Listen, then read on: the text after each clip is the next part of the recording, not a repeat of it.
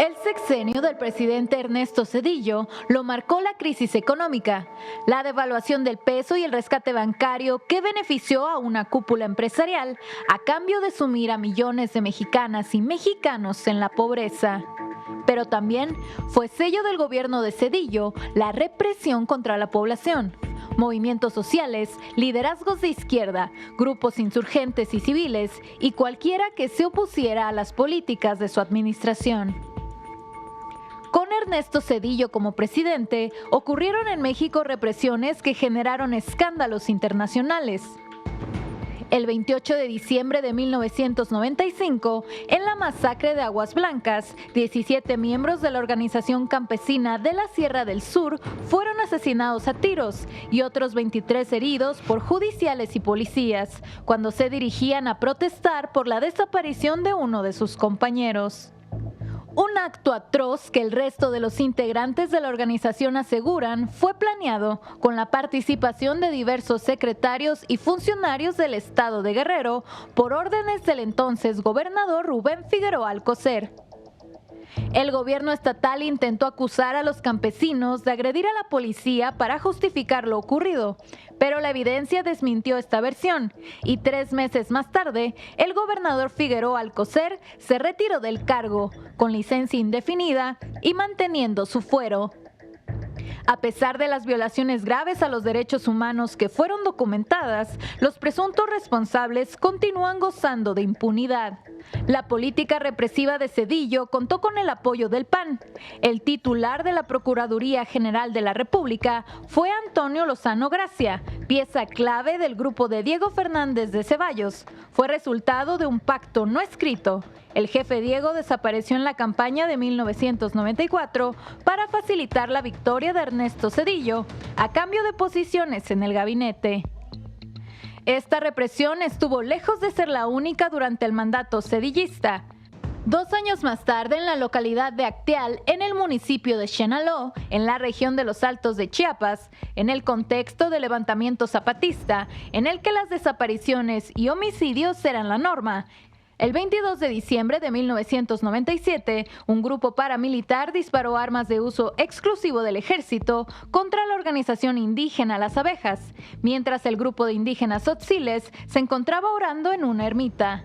La masacre se prolongó por más de 8 horas y dejó 45 muertos, entre estos mujeres embarazadas, niñas y niños, así como 26 heridos graves y víctimas que murieron por heridas con armas punzocortantes o disparos recibidos por la espalda.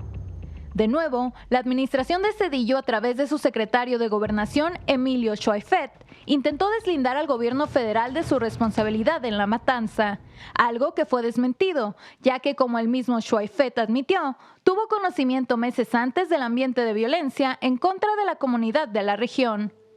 Una omisión que le costó el cargo a Emilio Schweifert. La reparación o reconocimiento de la responsabilidad del gobierno en estos hechos no fue dada por Zedillo, sino hasta 2020, 23 años después de la masacre. En los años siguientes, los ataques en zonas predominantemente indígenas continuaron. La madrugada del 7 de junio de 1998, en el municipio de Ayutla de los Libres, en Guerrero, 10 miembros de la comunidad indígena y un estudiante fueron asesinados por elementos del ejército mexicano en una escuela en la comunidad de El Charco, a donde acudieron para participar en una consulta popular. No estaban armados. Luego de ser rodeados, la balacera se prolongó durante 6 horas. Algunas víctimas recibieron el tiro de gracia y por varios días, más de 3,000 indígenas mixtecos quedaron bajo cerco militar. Otro episodio de la guerra de Zedillo contra la población indígena que buscaba su autonomía ocurrió a pocos kilómetros de Acteal, el 10 de junio de 1998, en el municipio de El Bosque, en Chiapas. Más de 1,000 elementos del ejército y de las diversas fuerzas policíacas, acompañados por helicópteros y vehículos artillados, se adentraron y atacaron de madrugada a 3 comunidades, dejando un saldo de 8 pobladores muertos, 53 detenidos y decenas de casas saqueadas.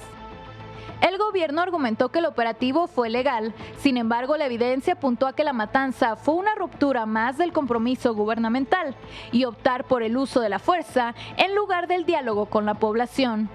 El Barzón surgió en 1993 como un movimiento social de agricultores endeudados con los bancos ante las altas tasas de interés y la apertura de las importaciones por el Tratado de Libre Comercio de América del Norte. Inconformidades que con el lema "Debo no niego, pago lo justo" estallaron en fuertes movilizaciones en distintos estados del país, a las que se sumó parte de la clase media afectada por la crisis económica. En la guerra social entre los deudores y la banca, Zedillo tomó el lado de los banqueros, reprimiendo las manifestaciones y promoviendo la ley Zedillo en contra de los deudores para proteger a los bancos y acreedores. La violencia dictada desde el Estado marcó los sexenios de Zedillo y su antecesor Carlos Salinas, pues entre 1988 y 1997 se produjo una persecución sistemática de la oposición y de miembros de partidos como el PRD, que provocó la muerte de más de 600 militantes del PRD, crímenes que nunca fueron esclarecidos.